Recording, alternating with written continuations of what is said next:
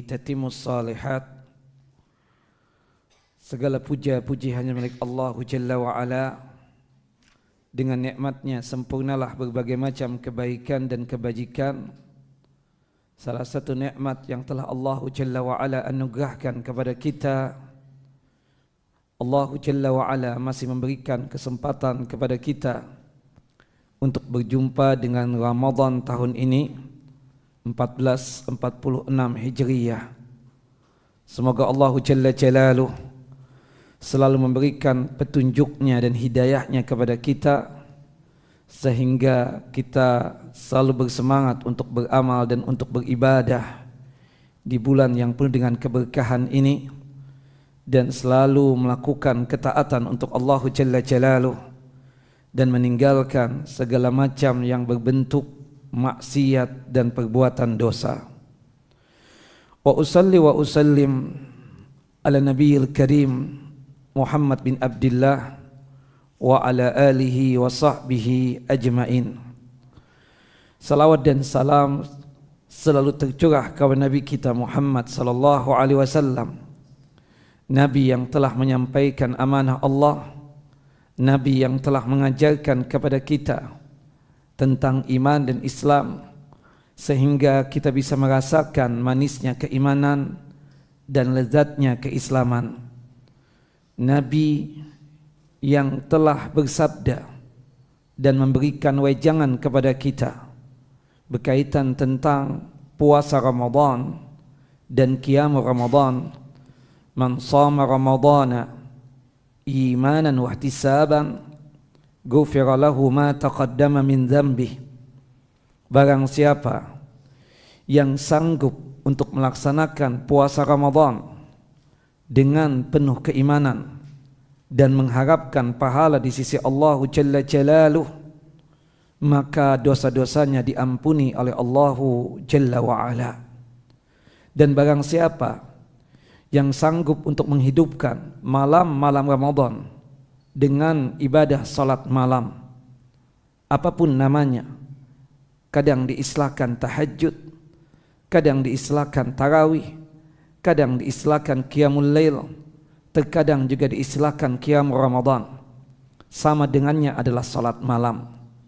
Yang penting buat kita sanggup untuk menghidupkan malam-malam Ramadan dengan ibadah salat malam dengan penuh keimanan dan mengharapkan pahala di sisi Allah Jalla wa'ala, maka dipastikan dosa-dosanya diampuni oleh Allah Jalla wa'ala.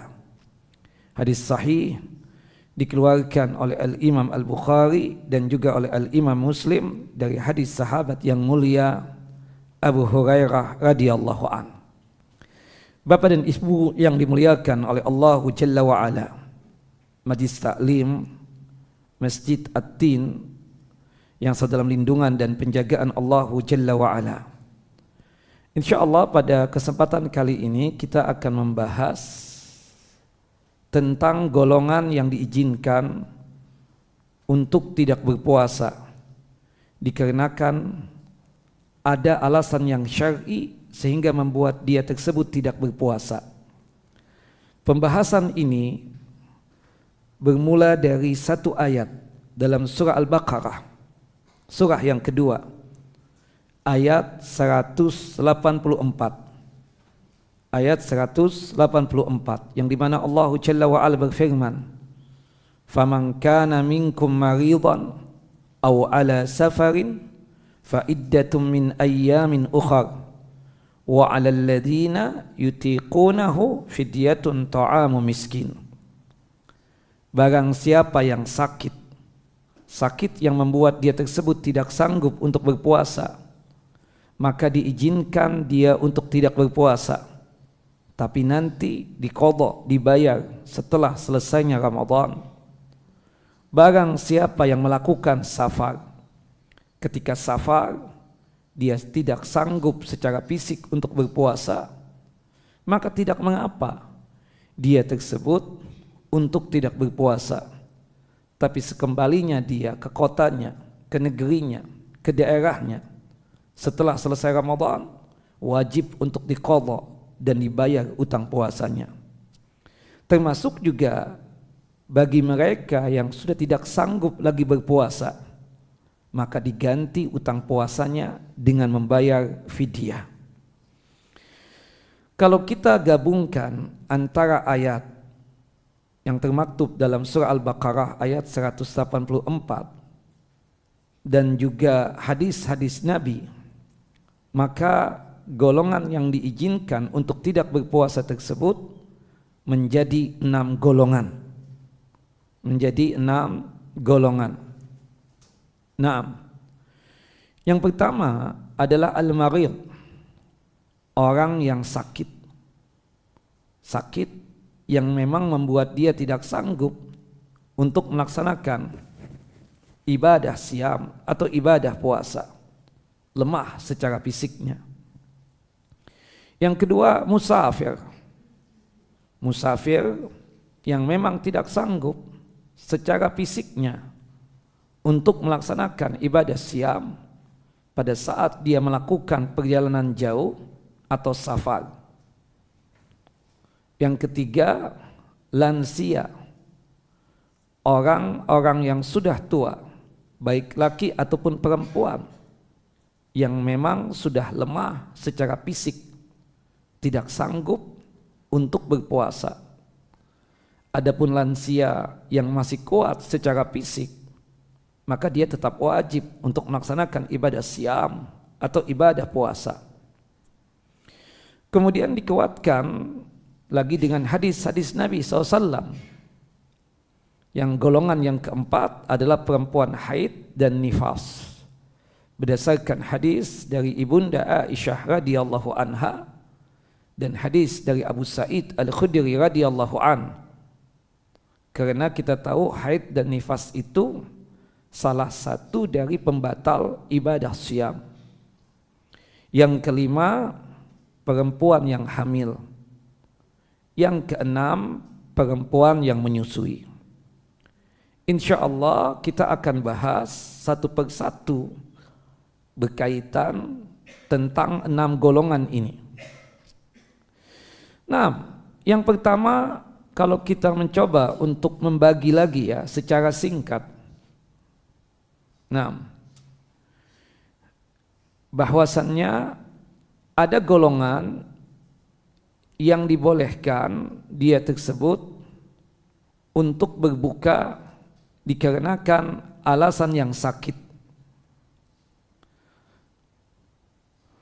Sakit di sini kita katakan sakit yang memang dia tidak bisa untuk melaksanakan ibadah siam. Sakit itu terbagi menjadi 2 bagian.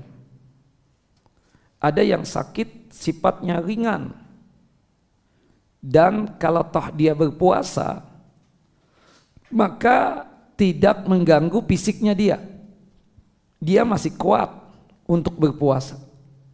Seperti seseorang pusing, pening kepala ya, karena ada muskilah mungkin membuat dia tersebut pusing. Masih sanggup enggak dia untuk berpuasa? Masih sanggup untuk dia berpuasa. Seperti seseorang dari ibu-ibu misalnya, kejepit pintu, sakit setelah dioleskan dengan minyak oles, selesai. Jangan sampai sebab kejepit pintu tadi ibu langsung membatalkan ibadah puasa. Ini sakit ringan, bukan begitu? Nah, maka pada saat itu dia tidak boleh untuk langsung tidak berpuasa atau membatalkan puasanya. Ada sakit yang kedua yang memang berpengaruh dengan fisiknya. Jika dia tersebut berpuasa, jika dia memaksakan puasa, itu berat betul menjalankan puasanya, atau akibatnya bisa tambah parah sakitnya, atau bisa jadi mencelakakan dirinya. Maka pada saat itu afdolnya, utamanya dia tersebut tidak berpuasa. Tidak boleh dia tersebut untuk berpuasa. Bahkan sebagian ulama mengharamkan dia tersebut untuk berpuasa. Kenapa? Jika dia berpuasa tambah sakit dia, tambah parah sakitnya, bahkan bisa mencelakakan dia. Puncaknya misalnya kematian. Maka pada saat itu si yang sakit ini apa? Haram untuk apa? Berpuasa. Jika dia memaksakan puasa juga dia berdosa. Jelas Bapak? Jelas Ibu? Nah ini sakit yang memang diizinkan dia tersebut untuk apa? Tidak berpuasa. Wallahu a'lam bissawab. Nah maka oleh sebab itu sakit yang diizinkan di sini poinnya adalah sakit yang berat. Jika dia memaksakan puasa bisa mengganggu keadaan fisiknya, bisa tambah parah sakitnya, atau bisa mencelakakan dirinya. Wallahu a'lam bissawab. Nah, kemudian ada pertanyaan, hal yubtiru as-sahihu alladhi yakhsa al-marad bisyam? Orang yang sehat yang dia tersebut takut jika dia puasa akan mengakibatkan dia sakit. Artinya seperti kondisi kita sekarang ini. Kita ini sehat walafiat. Subhanallah. Kemudian kalau sekiranya kita memaksakan puasa bisa berujung pada sakit. Contohnya itu dialami oleh orang-orang yang tua, lansia. Dia bisa jadi sanggup untuk berpuasa. Tapi untuk perhitungan medis, kalau dia itu berpuasa, yang tadinya sehat bisa menjadi apa? Sakit. Maka di sini yubahu lis-sahihi alladhi yukhsa al-marad bisyam ayyubtir li'annahu kal-maridi alladhi yakhafu ziyadata maradihi au ibta'i bur'ihi bis-shaum. Orang yang tadinya sehat walafiat, anggaplah bukan seperti kita ya, lansia. Kita tahu nih, yang legend ini, yang tua ini, dia tersebut sehat walafiat. Tapi dia tersebut kita sangat paham, sering datang ke dokter, ke rumah sakit, ke ahli medis. Kemudian diperingatkan, Bapak, Ibu, jangan puasa dulu ya. Ibu sehat. Bapak sehat, tapi kalau untuk perhitungan medis, sepertinya kalau bapak dan ibu memaksakan untuk puasa, ibu bisa sakit. Maka yang seperti ini dibolehkan dia untuk apa? Tidak berpuasa. Hukumnya sama seperti orang sakit juga. Hukumnya apa? Sama seperti orang yang sakit juga. Yang dimana dia tersebut khawatir, takut jika memaksakan puasa akan tambah sakitnya atau lambat kesembuhannya dikarenakan sebab puasa tadi. Dan Allah Jalla wa Ala menyatakan dalam surah An-Nisa surah yang keempat ayat 29, wala taqtulu anfusakum fa innallaha kana bikum rahima. Janganlah kalian membunuh diri kalian sendiri, padahal Allah Jalla wa Ala Maha Kasih, Maha Sayang kepada kalian. Naam. Dan itu sesuai dengan firman Allah Jalla wa Ala juga dalam surah Al-Baqarah, surah yang kedua, ayat 185, yuridullahu bikumul yusra wala yuridu bikumul usra. Yang Allah Jalla wa Ala inginkan kepada kalian itu adalah kemudahan, dan Allah tidak menginginkan kepada kalian itu kesusahan, kesulitan atau kesukaran. Dan Allah Jalla wa Ala sebutkan juga dalam surah Al-Had surah yang ke-22 ayat 78, wa ma ja'ala 'alaikum fid dini min haraj.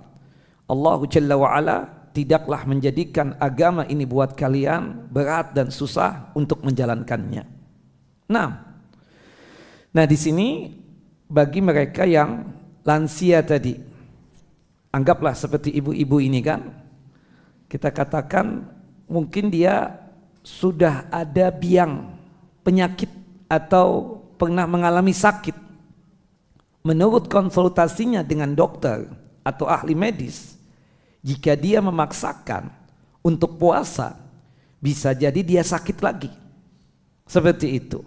Nah, hukum yang seperti ini sama seperti seseorang yang sakit, jika dia memaksakan berpuasa akan tambah parah sakitnya atau terlambat kesembuhannya. Jelas Bapak Ibu? Adapun seperti bapak-bapak atau seperti ibu-ibu sebagian ya, itu sehat walafiat. Tidak boleh dia tersebut mengatakan aku takut nih kalau puasa jangan-jangan sakit. Enggak ada. Karena ibu tersebut ya alhamdulillah sehat, bapak juga sehat. Dan sebenarnya tidak ada apa kita katakan, tidak ada sejarahnya beliau itu pernah sakit ini kalau berpuasa. Beda dengan kasus yang pertama tadi. Memang dia itu mengalami sakit, kemudian sembuh, kemudian dia minta nasihat kepada seorang dokter atau seorang ahli medis. Gimana nih dok? Boleh nggak aku puasa dan seterusnya? Nah kemudian ada nasihat seperti itu. Wallahu alam bissawab. Jelas Bapak? Jelas ibu-ibu? Oke. Kemudian selanjutnya musafir. Nah musafir ini pun juga ada dua ya. Ada musafir yang masih kuat secara fisik untuk berpuasa, maka wajibnya dia tersebut apa? Tetap berpuasa. Musafir yang diizinkan untuk tidak berpuasa adalah musafir yang lemah secara fisik untuk menjalankan puasa. Maka afdalnya dia berbuka. Dan itu dikuatkan di dalam hadis ya. Sahabat yang mulia Anas bin Malik radhiyallahu an, kemudian dikuatkan lagi di dalam hadis Ibunda Aisyah radhiyallahu an, kemudian juga hadis dari Abu Darda radhiyallahu an, nah, dan juga hadis Jabir bin Abdullah radhiyallahu anha. Termasuk juga kita katakan hadis dari Abu Sa'id Al-Khudri radhiyallahu an. Nah di sini kita lihat ya di dalam hadis Anas bin Malik radhiyallahu an. Qala berkata Anas bin Malik, kunna ma'a Rasulillah sallallahu alaihi wasallam fis safar. Kami itu pernah melakukan safar bersama Nabi sallallahu alaihi wasallam. Faminna shaim wa minnal muftir. Di antara para sahabat yang ikut safar bersama Nabi, ada yang berpuasa, ada juga yang berbuka. Wala ya'ibus shaim 'alal muftir walal muftir 'alas shaim. Yang berpuasa tidak mencela orang yang berbuka. Yang berbuka juga tidak mencela orang yang berpuasa. Nah, di sini poinnya ya dikatakan di dalam hadis lanjutan ya, faman wajada minna quwwatan fasama fadzaka hasanun. Bagi mereka yang menjadi musafir kuat dalam berpuasanya, kuat secara fisik, maka dia berpuasa dan itu lebih baik buat dia. Tapi bagi musafir yang dia tersebut tidak sanggup, tidak mampu untuk berpuasa, maka afdalnya dia berbuka. Fa'aftara fadzaka hasanun. Nah, dan itu lebih baik buat dia. Kalau kita memang tidak kuat untuk berpuasa, maka utamanya, afdalnya dia berbuka. Jangan memaksakan diri. Dia sudah jalan sempoyongan, perut sudah enggak enak banget, hampir mau muntah, maka afdalnya utamanya apa? Dia berbuka, batalkan. Kalau dia memaksakan dosa. Dalilnya apa? Hadis dari Jabir bin Abdullah radhiyallahu anhuma, qala berkata, kana Rasulullah sallallahu alaihi wasallam fi safarin. Adalah Rasulullah pada saat itu safar, tentunya bersama para sahabatnya. Fara'a zihaman wa rajulan qad dhullila alaihi. Kemudian dilihat ada sekelompok sahabat yang sedang menutupi sahibnya. Jadi ada temannya itu di tubuh-tubuh sahabat yang lain itu seperti memberi teduhan agar tidak terkena terik sinar matahari. Rasulullah bertanya, "Ma hadza? Ada apa ini?" Qalu shaim. Si fulan ini sedang puasa ya Rasulullah. Kami melakukan ini tidak lain agar jangan sampai teriknya sinar matahari mengenai tubuhnya dia. Kesian dia sedang berpuasa. Ya, tubuhnya sudah mulai lemah ya Rasulullah. Kemudian Rasulullah mengatakan, batalkan puasanya kan? Di ujungnya Rasulullah mengatakan, laisa minal bir as-shaumu fis safar. Bukanlah kebaikan orang yang memaksakan diri untuk berpuasa waktu safar. Bukan kebaikan. Artinya kalau kita memang secara fisik lemah dan kondisi dan keadaan kita musafir, maka afdalnya apa Bapak? Tidak berpuasa. Jelas ya? Dan itu dikuatkan lagi bagi mereka yang memang tidak kuat untuk berpuasa. Disebutkan dalam hadis Jabir yang lain ya, hadis Jabir bin Abdullah radhiyallahu anhuma. Semoga Allah Jalla wa Ala meridhai beliau. Ya, pada saat itu ya ketika terjadinya penaklukan kota suci Mekah ya pada tahun 8 Hijriyah ya. Nah, dan pada saat itu mereka itu kan dihukumi musafir semua dari Madinah ke kota suci Mekah. Kondisinya berat banget, panas yang sangat luar biasa. Ya, Rasulullah SAW memerintahkan mereka untuk membatalkan puasa. Dikarenakan apa? Karena kondisi tubuh memang sangat lemah sekali, sangat sudah tidak kuat lagi. Ternyata ada yang masih berpuasa. Akhirnya Rasulullah berkomentar seperti ini. Ulaika al-usah, ulaika al-usah. Mereka itu telah bermaksiat. Mereka itu telah bermaksiat. Mereka itu telah bermaksiat. Tidak kuat berpuasa, kok memaksakan diri untuk puasa. Allahu Akbar. Bahkan pernah kejadian ya, bahwasannya pada saat itu panas yang sangat luar biasa. Dan Rasulullah perintahkan agar membatalkan apa? Puasanya. Dan afdalnya bagi mereka yang memang sudah tidak kuat lagi secara fisik untuk berpuasa, maka afdalnya, utamanya dia batalkan puasanya, tidak berpuasa. Kalau orang yang lemah secara fisik ini ketika safar tetap memaksakan puasa, maka dia terhukumi apa? Dosa. Dan itu terambil dari ucapan Nabi dari hadis yang sahih dari Jabir bin Abdullah radhiyallahu anhuma, hadis yang dikeluarkan oleh Al-Imam Al-Bukhari ya di dalam kitab sahih beliau pada nomor hadis 1948 dari jalurnya sahabat yang mulia Abdullah bin Abbas, dan hadis yang dikeluarkan oleh Al-Imam Muslim dari jalurnya sahabat yang mulia Jabir bin Abdullah radhiyallahu anhuma, hadis nomor 1114 dalam kitab sahih beliau. Wallahu a'lam bishawab. Tetapi bagi mereka yang kuat secara fisik tetap berpuasa ya. Tetap apa? Berpuasa. Jangan sampai ya Bapak dan Ibu besok mau safar keluar kota. Besok sudah bilang sama suaminya, "Pih, besok kita nggak puasa ya karena mau safar." Tidak seperti itu kamusnya. Tidak seperti itu kaidahnya. Harus Bapak dan Ibu coba dulu. Jangan ujuk-ujuk langsung tidak puasa. Enggak boleh. Ya, jelas? Harus dicoba Bapak dan Ibu dulu. Kuat atau tidak kuat. Kalau memang ternyata dalam perjalanan itu tidak kuat, baru dibatalkan puasanya. Tidak langsung dia tersebut tidak berpuasa. Jelas Ibu-ibu? Nggak jelas. Jadi contohnya gini, besok nih Bapak dan Ibu mau safar kemana, misalnya keluar kota ya, subhanallah, jangan sampai kita tersebut langsung niatan besok tidak puasa. Jelas Ibu-ibu?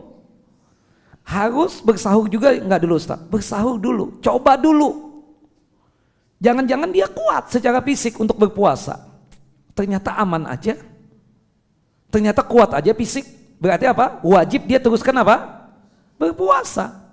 Tapi kalau dia tersebut memang ketika dia sudah berusaha untuk berpuasa ternyata memang sudah tidak kuat lagi berpuasa, maka afdalnya baru dia tersebut membatalkan puasanya. Jelas Bapak Ibu? Dan itu dikuatkan ya dalam hadis Abu Darda radhiyallahu an, ketika Rasulullah dan para sahabat melakukan safar ya, Pada saat itu panas yang sangat luar biasa. Tidak ada yang berpuasa, kata Abu Darda, kecuali 2 orang.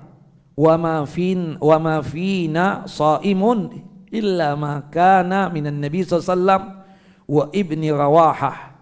Tidak ada yang berpuasa kecuali Nabi Muhammad dan Abdullah ibnu Rawahah. Subhanallah, hadisnya sahih, dikeluarkan oleh Al-Imam Al-Bukhari dan juga oleh Al-Imam Muslim. Artinya apa? Rasulullah SAW merasa kuat pada saat itu untuk berpuasa, beliau berpuasa. Abdullah ibnu Rawahah merasa beliau itu kuat secara fisik berpuasa, dia meneruskan puasanya. Sedangkan sahabat-sahabat yang lain memang ya takdirnya pada saat itu lemah secara fisik, maka mereka pun membatalkan puasanya. Nah, dari sini ada kesimpulan ya, bahwasannya bagi kita yang musafir, jika masih kuat secara fisik untuk berpuasa, maka wajibnya dia tersebut apa? Berpuasa.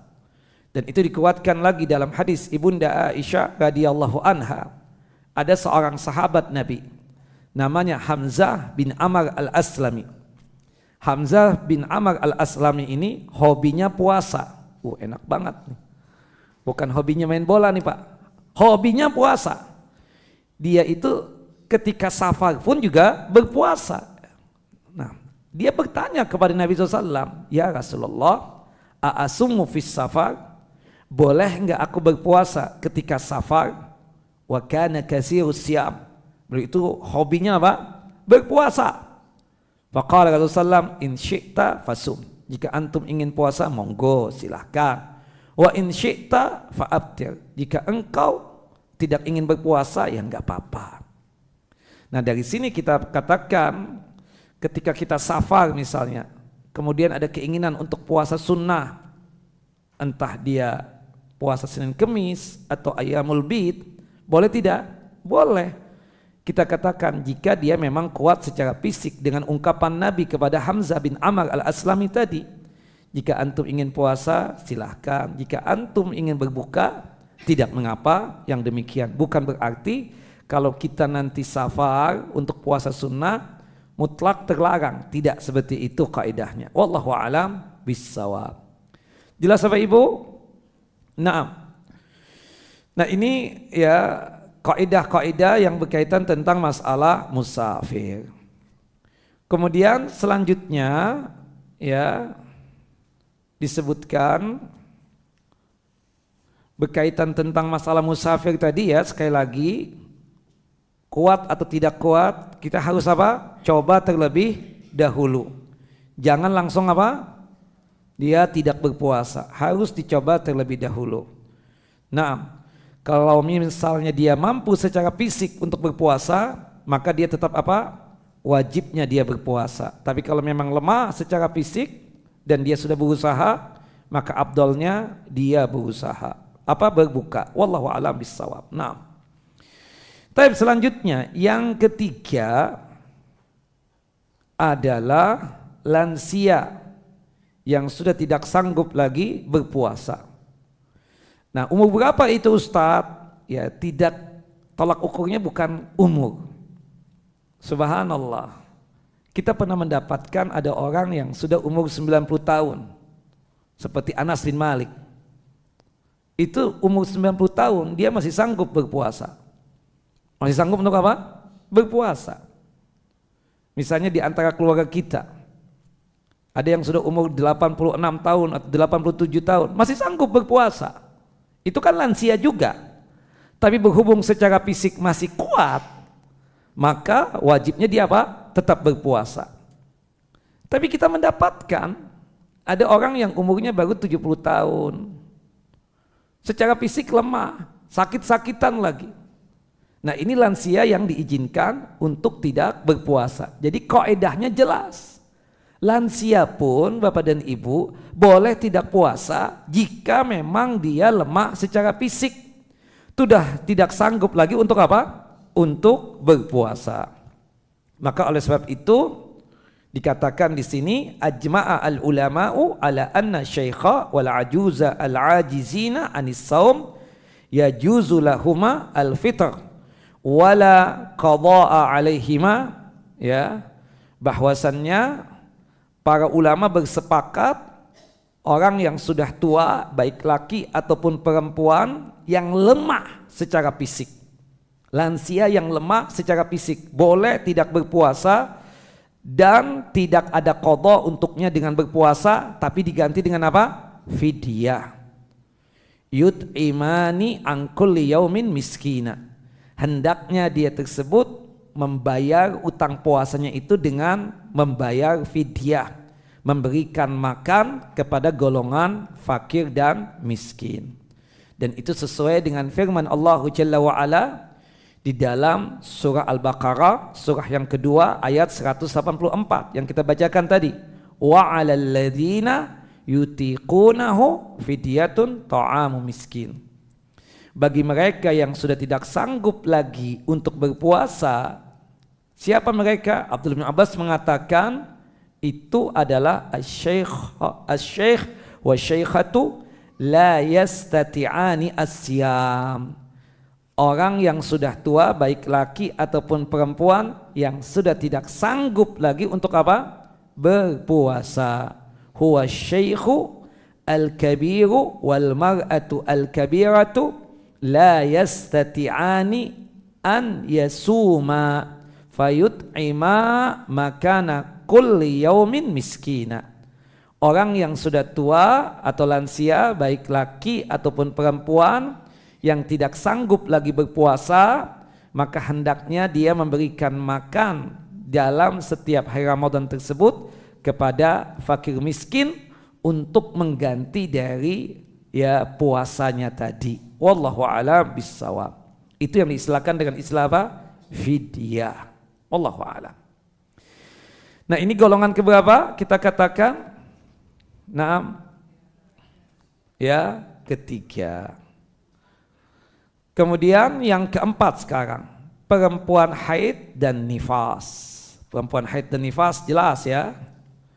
Disebutkan ajma'al ulama ala annal haidha wan nufasaa la yasihu sawmahuma wa la yajibu alaihima wa yahrumu alaihima wa yajibu alaihima ba'da tuhri qada'uhu. Para ulama berkonsensus bersepakat bahwasanya perempuan haid dan nifas kalau toh dia berpuasa tidak sah puasanya. Dan dia tidak ada kewajiban berpuasa karena haid dan nifasnya tadi. Bahkan haram dia berpuasa. Karena haid dan nifas itu adalah pembatal daripada ibadah siam atau ibadah puasa. Dan wajib bagi perempuan haid dan nifas setelah sucinya untuk mengqadha. Untuk apa? Mengqadha puasa dia tersebut dikarenakan apa? Dikarenakan ketika Ramadan dia tidak berpuasa dikarenakan haid dan nifas. Dan itu dikuatkan di dalam hadis Abu Sa'id Al-Khudri radhiyallahu an. Semoga Allah meridai beliau. Qala berkata, qala an-nabiy sallallahu alaihi wasallam. Nabi sallallahu alaihi wasallam bersabda, "Alaysa idza hadat lam tusalli wa la tasum fadzalika nuqsanu diniha." Bukankah perempuan yang haid atau nifas tidak salat dan tidak puasa, dan itulah bagian daripada kekurangan yang ada pada agamanya. Hadis sahih dikeluarkan oleh Al-Imam Al-Bukhari dalam kitab sahih beliau pada nomor hadis 1951 dan dikuatkan di dalam hadis Ibunda Aisyah radhiyallahu anha, semoga Allah Jalla wa Ala meridai beliau. Kata Ibunda Aisyah, qalat kunna nahidu ala ahdi Rasulullah fa nu'maru biqada'is shaum wa la nu'maru biqada'is shalah. Kami ketika di zaman Rasulullah SAW masih hidup ketika Rasulullah masih ada di zaman Rasulullah, ketika kami haid, kami itu diperintahkan oleh Nabi untuk mengqadha puasa saja, tidak diperintahkan untuk mengqadha salat. Dari sini kita paham salah satu larangan buat perempuan haid dan nifas adalah melaksanakan ibadah salat. Yang kedua, perempuan haid dan nifas terlarang untuk melakukan apa? ibadah siam atau ibadah puasa.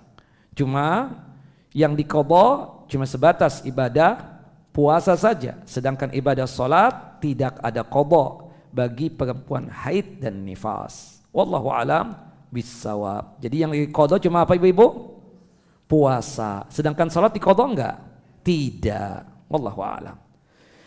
Baik, hadis sahih ya, dikeluarkan oleh Imam Bukhari dan Muslim. Kemudian yang kelima, perempuan hamil. Yang keenam, perempuan yang menyusui. Dan itu dikuatkan di dalam hadis Anas bin Malik radhiyallahu an, semoga Allah Jalla wa ala meridai beliau, qala berkata, qala Rasulullah sallallahu alaihi wasallam, Rasulullah sallallahu alaihi wasallam bersabda, innallaha azza wa jalla wada'a anil musafir syatrus salah wa anil hamil wal maudi as-saum. Sesungguhnya Allah yang maha perkasa lagi maha mulia mengizinkan musafir untuk meringkas salat yang 4 jadi 2 rakaat dan membolehkan perempuan hamil dan perempuan menyusui untuk tidak berpuasa. Apalagi ada info dari ahli medis, dari dokter, bahwasannya jika memaksakan puasa bagi perempuan yang hamil atau perempuan menyusui tadi bisa membahayakan buat si janin dan bisa membahayakan buat si ibu hamil, termasuk juga berkaitan dengan ibu yang menyusui. Benar gak sih ibu, kalau menyusui itu laparnya ampun? Saya kan laki-laki ya, nggak pernah hamil. Tapi berdasarkan info dari istri saya, bahwasannya memang kalau lagi menyusui itu laparnya luar biasa, sehingga membuat tubuh ini lemas banget kalau berpuasa. Artinya apa? Ada rukhsah di situ. Memang para ulama berdebat nih tentang masalah perempuan hamil dan perempuan menyusui ini. Tapi sama dengannya ya, berhubung perempuan hamil itu tidak sanggup berpuasa, apalagi sudah ada info jika sekiranya memaksakan berpuasa bisa berbahaya buat si janin atau buat si ibu yang hamil tadi, maka hendaknya dia apa? Tidak berpuasa. Kemudian untuk perempuan menyusui juga begitu. Jika sekiranya memang sudah ada info bahwasannya ya dia tersebut kalau memaksakan berpuasa bisa membahayakan buat si bayi yang disusuinya atau bisa membahayakan buat si ibu yang menyusui tadi, maka dia diizinkan untuk apa? Tidak berpuasa. Nah, adapun nanti untuk menggantinya bagaimana? Nah, ini menjadi pembahasan yang kedua kita. Walhasil kita katakan ada 6 golongan yang diizinkan untuk tidak berpuasa. Yang pertama apa Bapak Ibu? Orang yang sakit. Sakit yang memang berat dia untuk menjalankan puasa. Artinya dia kalau memaksakan diri untuk berpuasa bisa membahayakan buat dirinya, bisa mencelakakan buat dirinya. Maka pada saat itu dia diizinkan untuk tidak berpuasa. Kemudian yang kedua, musafir. Musafir yang memang lemah secara fisik. Artinya kalau dia memaksakan untuk berpuasa itu bisa berbahaya buat dirinya, bisa mencelakakan buat dirinya. Yang ketiga apa? Lansia. Orang yang sudah tua, baik laki ataupun perempuan, yang sudah tidak sanggup lagi berpuasa, lemah secara fisiknya. Kemudian yang keempat, perempuan haid dan nifas. Yang kelima, perempuan hamil. Yang keenam, perempuan menyusui. Nah, kemudian Bapak dan Ibu, aslinya untuk mengqadha ibadah siam atau ibadah puasa itu dengan berpuasa lagi, sebagaimana yang disebutkan di dalam firman Allah Jalla wa Ala dalam surah Al-Baqarah, surah yang kedua ayat 184, yang dimana Allah Jalla wa Ala mengatakan wa antasumu khairul lakum in kuntum ta'lamun. Melunasi utang puasa dengan puasa lagi itu lebih baik buat kalian jika kalian mengetahuinya. Maka dari sini ada 4 golongan yang diizinkan atau yang diharuskan, ya, ada 4 golongan yang diharuskan, yang wajibnya untuk mengqadha puasanya dengan puasa lagi. Yang pertama, orang yang sakit non permanen. Orang yang sakit apa? Non permanen. Artinya sakit ada harapan sembuh. Seperti misalnya di antara ibu, hari pertama kemarin mengalami mah akut. Subhanallah, mau tidak mau harus membatalkan puasa. Tapi setelah makan nasi 2 piring sembuh dari mahnya. Berarti nanti setelah selesai Ramadan, ibu-ibu wajib mengqadhanya dengan apa? Puasa lagi. Enggak boleh dengan fidyah karena sudah sembuh. Bukan begitu? Nah. Yang kedua, musafir. Sekembalinya dia tersebut, ya, ke kota dia, ke tempat tinggal dia, ke daerah dia, ya, wajib mengqadhanya dengan apa? Dengan berpuasa lagi. Yang ketiga, perempuan haid. Ya, yang ketiga perempuan haid. Ketika dia sudah suci dari haidnya, selepas Ramadan, selesai Ramadan, dia wajib untuk mengqadha puasanya dengan berpuasa lagi. Yang keempat, perempuan nifas yang tidak menyusui. Itu ada 2. Perempuan nifas yang tidak menyusui, itu ada 2. Bisa jadi, ya, dia tersebut, ya, keguguran. Bisa jadi apa? Keguguran. Misalnya ada seorang perempuan,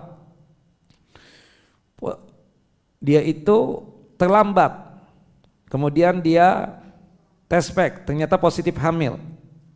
Kemudian dia kuatkan datang ke dokter USG, ternyata positif hamil. Kemudian dokter bilang, ibu maaf, ibu harus bed rest ya, istirahat total, jangan sampai ngangkat barang-barang yang akibatnya mengganggu, ya, keadaan si janin. Nah, karena si perempuan itu pekerja keras, dia ngangkat beras 1 kuintal kloteng, akhirnya keluar darah.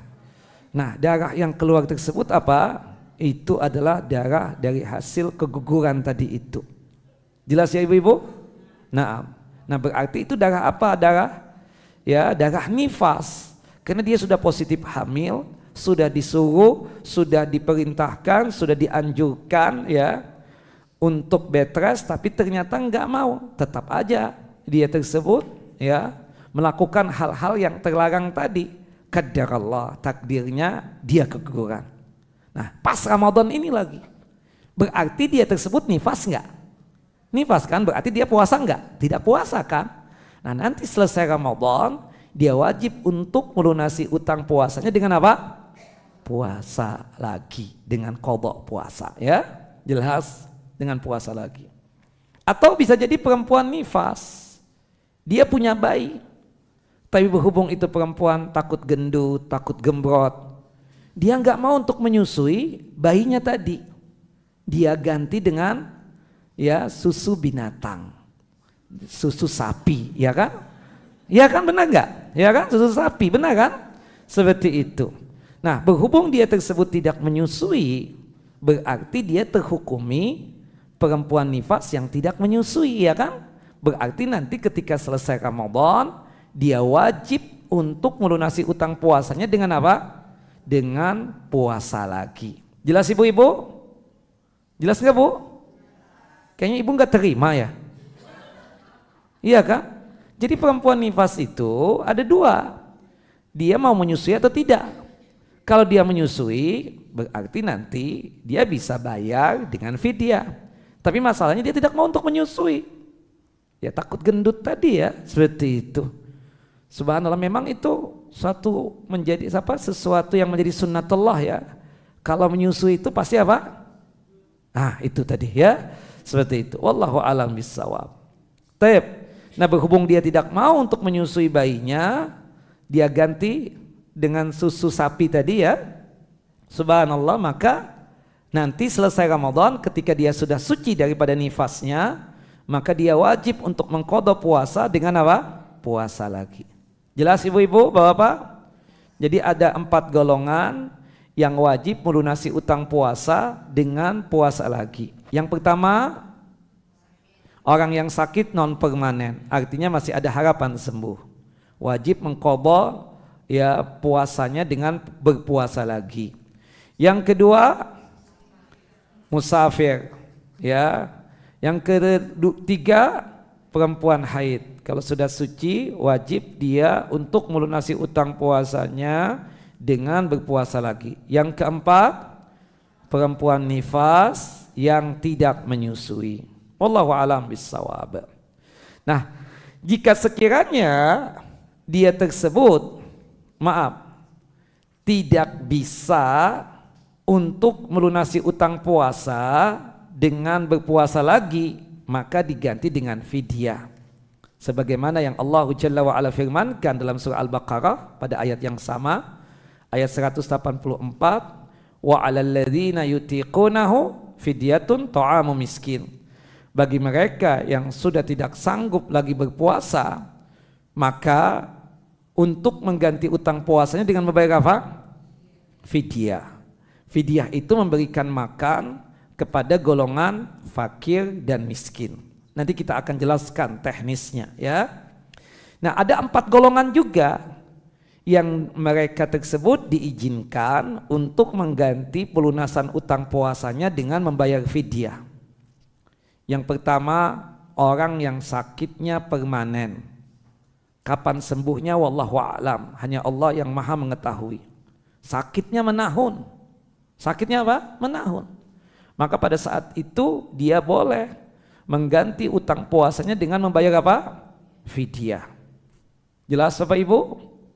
Ibu-ibu jelas? Yang kedua, lansia yang sudah tidak sanggup lagi berpuasa. Lansia yang sudah tidak sanggup lagi apa? Berpuasa. Jelas Bapak Ibu? Itu dia menggantinya dengan utangnya itu dengan membayar fidyah. Sebagaimana yang Allah Jalla wa Ala firmankan dalam surah Al-Baqarah surah yang kedua ayat 184.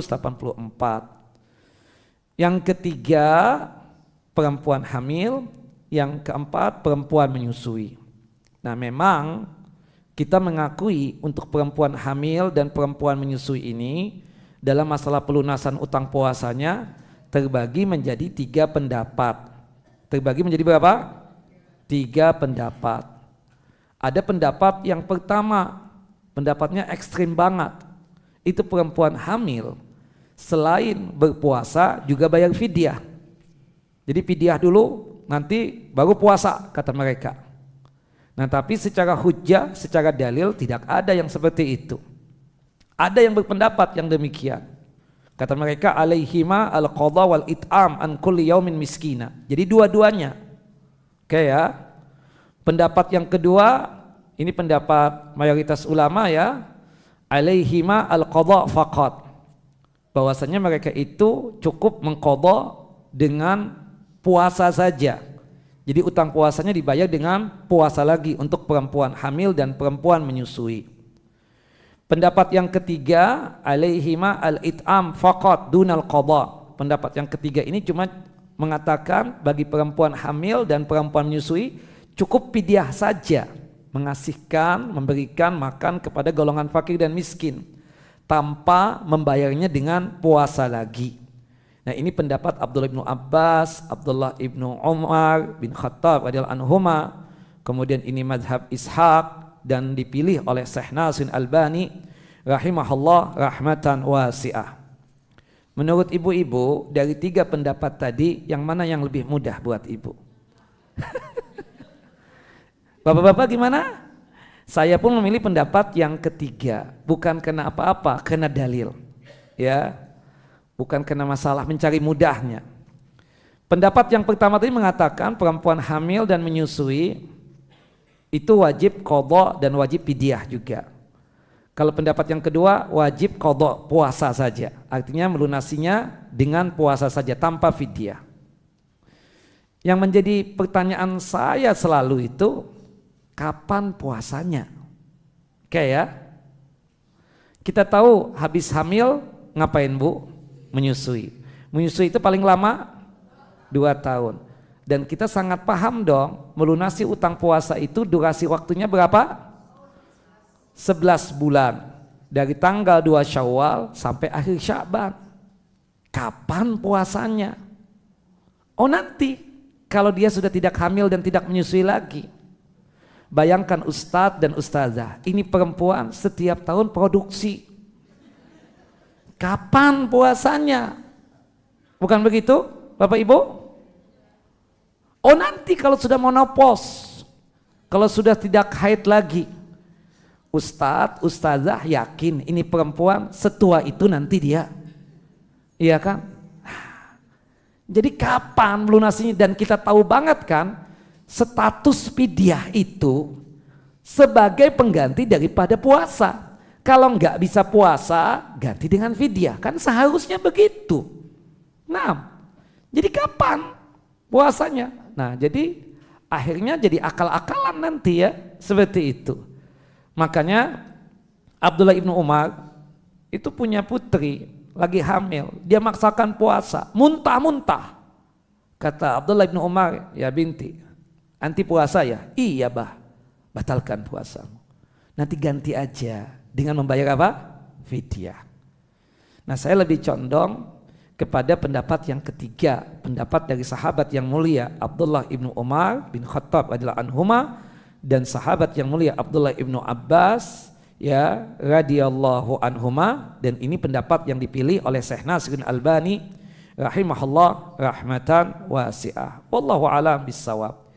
Dan itu yang dikatakan oleh sahabat yang mulia Abdullah ibnu Abbas dalam ungkapannya. Nah, jadi ibu-ibu, kalau kita sebagai perempuan hamil atau kita sebagai perempuan yang menyusui, kita sudah melunasi utang puasa kita dengan fidyah, lunas ataukah belum lunas? Sudah lunas. Jelas ya? Wallahu a'lam bissawab. Bagaimana teknis pembayaran fidyah? Gampang. Ada 4 cara.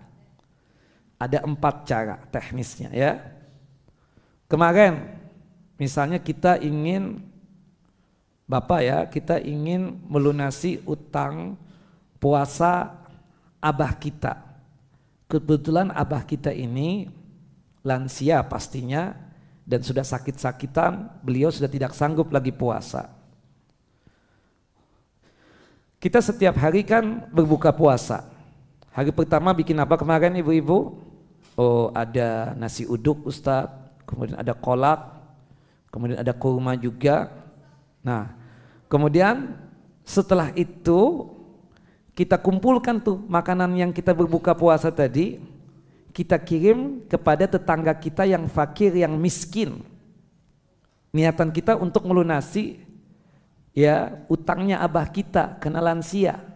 Kita ingin membayarkan fidyah abah kita. Sudah terhitung apa? Sehari. Hari yang kedua menunya kapsah kemarin Ustaz. Kapsah, ada Ummu Ali juga, Ali ya. Kemudian ada juga kelamben, kemudian ada juga sushi Ustaz. Kemudian kita kumpulkan lagi tuh, kita kirim lagi ke tetangga yang sama tadi yang fakir miskin. Ya. Berarti sudah berapa? 2 hari. Hari yang ketiga, nah hari ini bikin apa misalnya? Yang lokal, nasi ulam. Kemudian kebetulan saat kita juga bikin bakso. Kebetulan juga ada amparan tatak ya. Kemudian ada putri selat juga. Nah, kita kumpulkan. Kemudian kita kirim lagi ke tetangga yang sama yang fakir miskin. Niatan kita untuk melunasi utang puasa abah kita tadi dengan membayarkan fidyah. Terus mencicil seperti itu. Itu teknis yang pertama. Cara yang pertama. Jelas enggak Bapak Ibu? Kalau enggak jelas kelewatan, sudah detil banget saya mencontohkan ini. Oh repot Ustaz. Ambil cara yang kedua. Cara yang kedua nanti misalnya setelah Ramadan selesai, anggaplah di hari yang ke-7 Syawal. Di hari yang ke-7 Syawal. Ya. Setelah Ramadan selesai di hari yang ke-7 Syawal, bulan Syawal, kita manggil 30 orang fakir miskin makan di rumah kita. Niatan kita, mereka makan bersama kita di tanggal 7 Syawal tadi itu untuk melunasi utang puasa abah kita yang selama Ramadan tahun ini tidak berpuasa kena lansia tadi. Dan beliau sakit-sakitan, lemah secara fisik, nggak sanggup lagi berpuasa. Berarti sudah lunas? Lunas. Apa yang kita makan, itulah yang mereka makan juga. Jelas Bapak Ibu? Itu cara yang kedua. Repot start. Ya, ada cara yang lain enggak? Ada. Cara yang ketiga. Kita beli nasi kotak. Biasanya Bapak Ibu makan di mana? Di warung apa di restoran? Restoran pastinya. Enggak boleh ketika membayarkan fidyahnya itu yang abal-abal. Karena biasa kita apa? Makan di restoran, ya kan? Seperti itu. Nah, kita beli 30 porsi. Apa misalnya? Di dalamnya satu porsi itu ada rendang, ada ayam goreng, ada telur bulat, ada sambal, ada sayurnya, dan ada pendukungnya yang lain. Kita beli 30 porsi, kemudian kita bagikan kepada 30 orang fakir miskin. Jelas Bapak Ibu? Bapak jelas? Ada yang lain gak Ustadz? Ada. Cara yang keempat, pakai beras. Karena makanan pokok kita seharinya 2 liter beras. Itu sudah banyak banget 2 liter beras itu. Ya, kita katakan sudah banyak banget. Nah, 2 liter abah kita nggak puasa 30 hari nih karena lansia tadi, lemah secara fisik. 2 liter kali 30 berapa? 60 liter beras. Kita bagikan kepada siapa? Kepada golongan fakir miskin, boleh 30 keluarga, boleh 15 keluarga, boleh 10 keluarga, boleh juga 1 keluarga. Yang penting hitungannya seharinya berapa? 2 liter beras. Jelas Bapak Ibu? Nah, ini berkaitan tentang masalah fidyah. Jadi kesimpulannya, golongan yang diizinkan untuk melunasi utang puasanya dengan fidyah, memberikan makanan kepada golongan fakir dan miskin, ada berapa ibu-ibu? 4. Yang pertama apa? Orang yang sakit permanen. Yang kedua, lansia yang sudah tidak sanggup lagi berpuasa. Yang ketiga, perempuan hamil. Yang kelima, yang keempat, perempuan menyusui. Ada 4 ya, bukan 5. Jelas, Bapak Ibu sih enak ya dengar. Yang ngomong ini yang kesian. Allahu Akbar. Taib, ada pertanyaan enggak? Ya Ibu.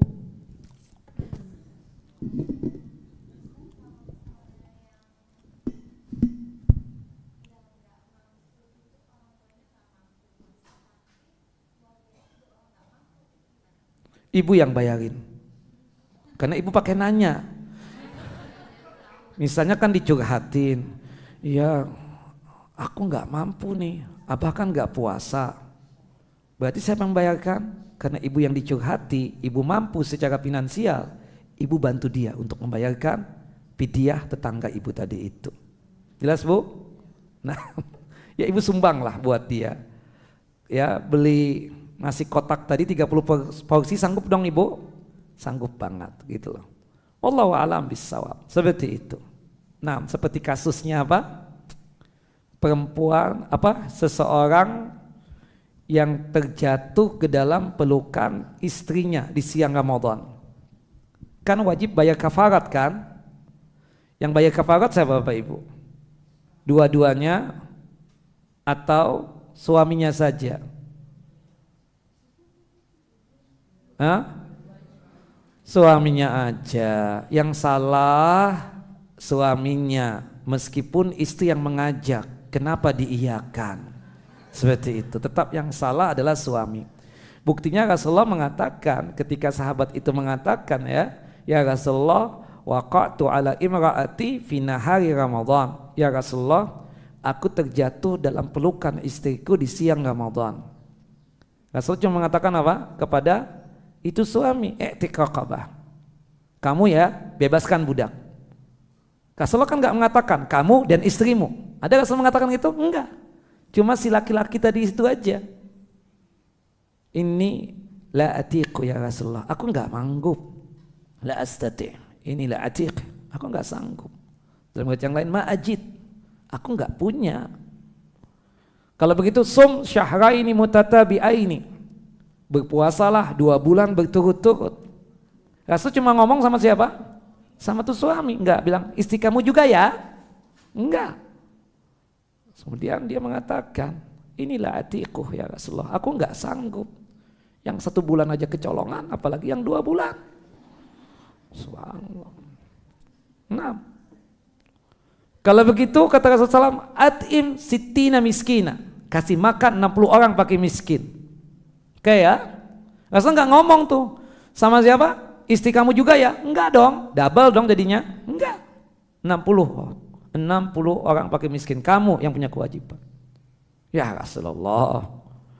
Ya, anak orang miskin. Nah, dia kan curhat sama Rasulullah, Ibu. Anak orang miskin.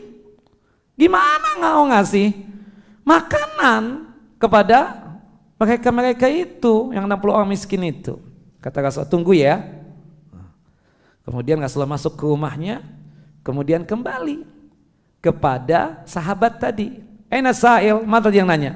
Ana ya Rasulullah. Nih, sekeranjang kurma bagikan sama orang-orang fakir miskin. Nah, tadi kan ibu yang dicurhati. Berarti ibu yang bayarkin dia. Seperti itu. Kalau ibu nggak mampu, ibu ngomong sama ibu-ibu yang ada di Atin ini. Nah, assalamualaikum, ini kesian sih ini gitu kan? Ya, untuk supaya membayarkan fidyahnya tadi. Start gimana kalau dia nggak ngomong? Ya, dia nggak bisa, nggak mampu sama sekali, dan dia malu kalau bicara. La yukallifullahu nafsan illa usaha. Kalau seandainya semuanya nggak mampu misalnya, maka sudah gugur kewajiban tadi. Tapi kita yang mendapatkan curhatan tadi itu, Ibu, kita berusaha untuk membantu. Kita membantu dia seperti itu. Wallahu a'lam bishawab. Jelas ya Bapak Ibu? Nah, begitu kira-kira. Nah, ya, rasa nggak mungkin dia curhat sama ibu kecuali dia ingin harapan dibantu oleh ibu. Bukan begitu, Bu? Nah, seperti itu. Baik, ada yang lain? Ya, Kak.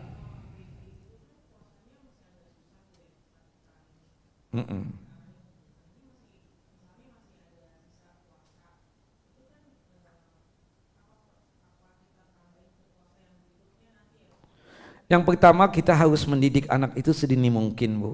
Ketika dia belum balik itu kita latih untuk berpuasa. Jangan mendidik anak kita berpuasa itu ketika dia sudah balik atau balighah. Berbahaya buat kita. Dia berat pastinya. Sekarang maaf ya, anak TK sekalipun bisa untuk melatih diri. Nak, kuat bah. Apalagi kita itu memberikan angan-angan kan, nanti mama kasih hadiah. Oh, itu tambah semangat dia. Ya kan, dari awal kita latih dulu. Meskipun ini bukan puasa ya, ikut sahur dengan kita. Nanti zuhur dia berbuka. Bukan puasa ini latihan. Tapi subhanallah pas tahun depannya, dia masih TK nih. Bah, pokoknya aku ingin puasa 1 hari full. Alhamdulillah. SD, dia belum balik nih. Udah, Masya Allah, kuat. Ketika dia balik, lebih mantap lagi itu.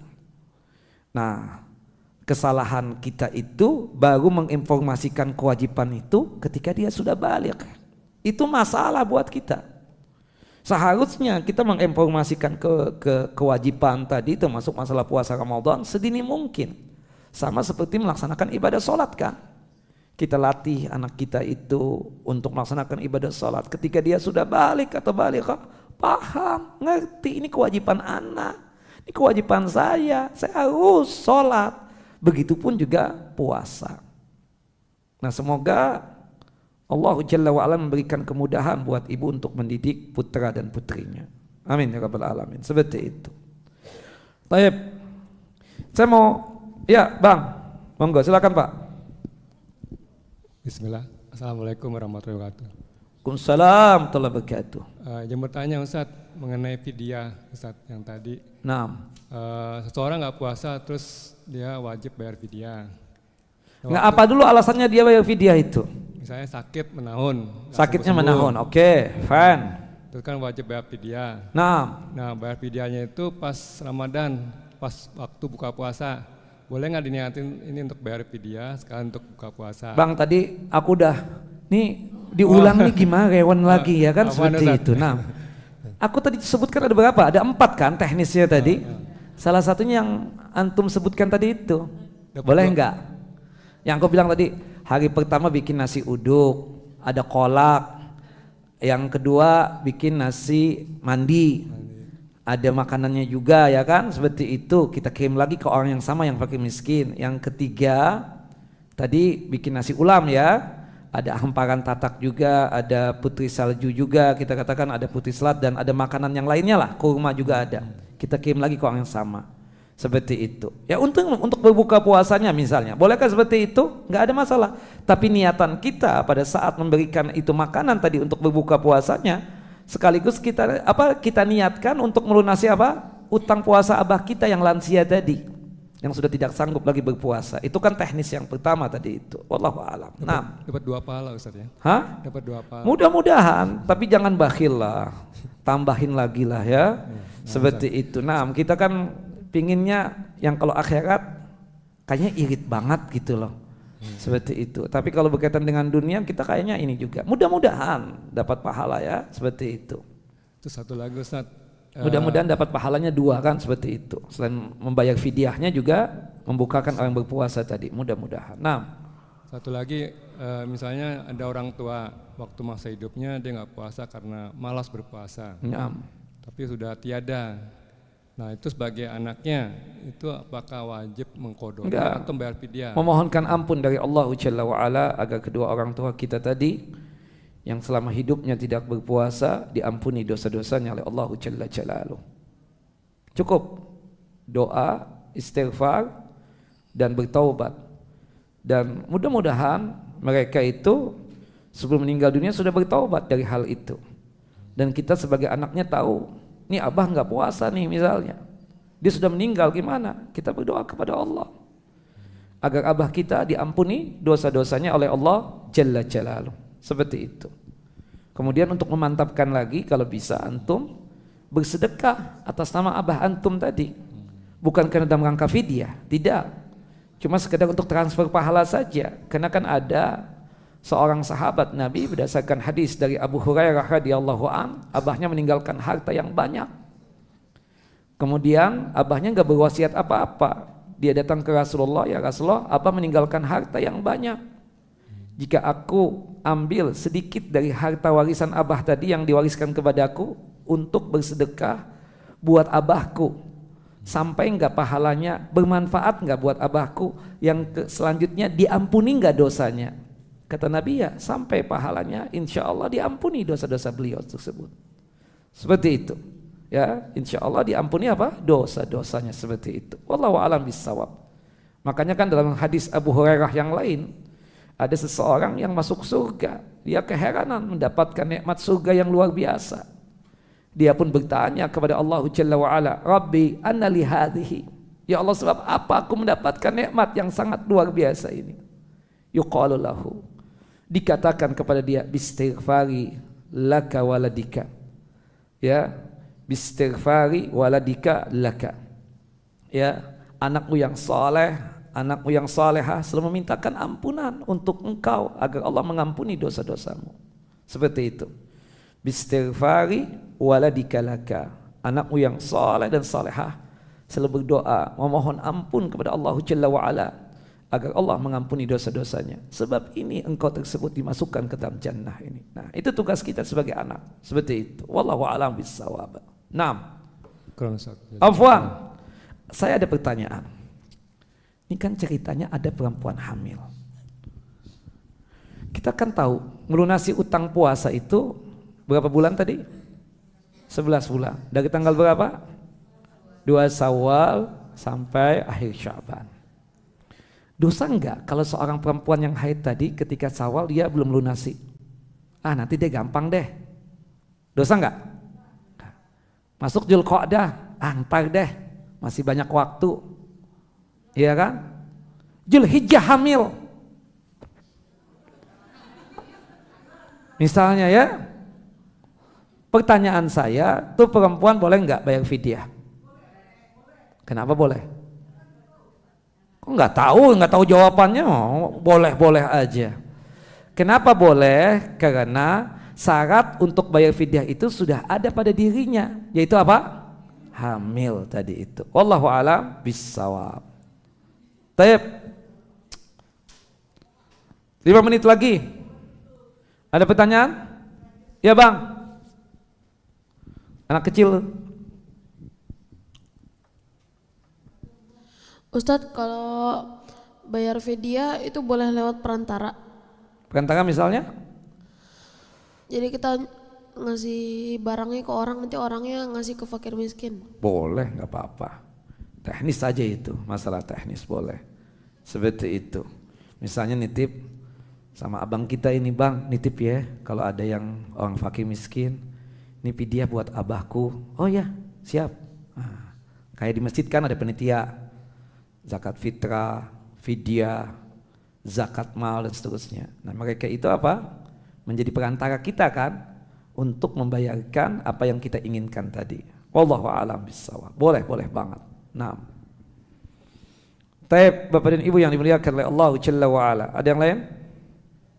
Kalau enggak saya pulang. Ya Kak. Sama siapa?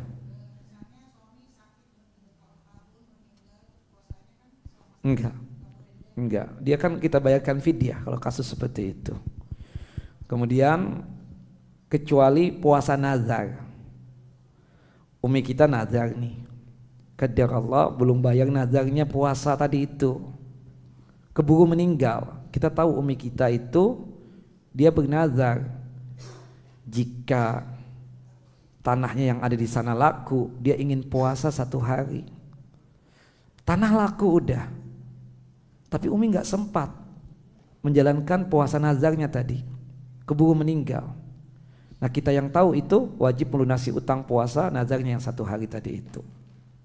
Man mata wa alaihi siyam falyasum waliyuh.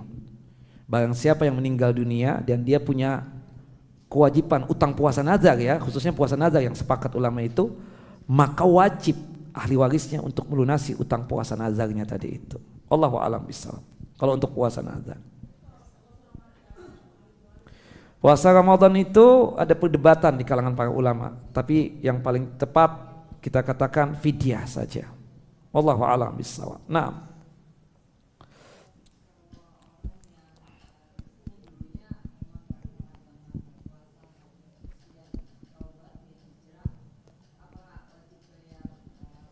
Enggak.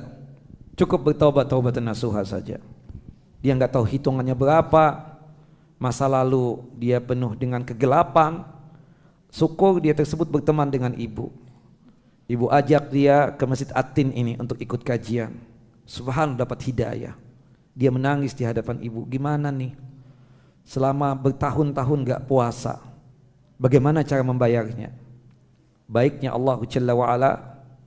Ya, subhanallah cukup dengan apa? Istighfar dan bertaubat taubatan nasuha. Yang penting tahun ini dia apa? Berpuasa secara benar, penuh keimanan dan mengharapkan pahala di sisi Allah Jalla wa'ala.